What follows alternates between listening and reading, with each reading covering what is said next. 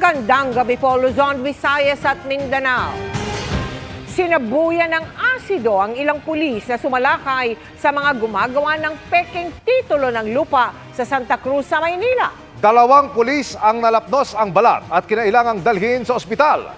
Arestado naman ang 2 suspect pero may 2 pang nakatakas. At nakatutok si Marisol Abduraman, exclusive. Labas niya yan! Ilabas niya yan! Ilabas niya yan!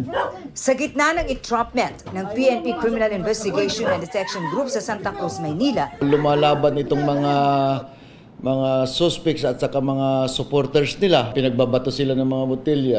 sinabuyan ng asido ang ilang operatiba. Asido!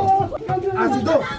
Asido! Asido! They received some medical treatment dahil nga doon natalsikan sila ng mga asido. At so far, safe naman po lahat sila. Ang inoperate ng CIDG ay mga gumagawa umano ng mga peking land title. Maraming complaints regarding na yung mga nabili nilang lupa ay fake pala yung land titles. Arestado ang 2 suspect na aminado habang nakatakas ang 2 iba pa. Sabi nila, tumatanggap lang sila ng mga pinagawang titulo ng lupa. Kasi po, wala akong trabaho po. Yun lang talaga po ang trabaho namin. Wala kasing may hanap buhay.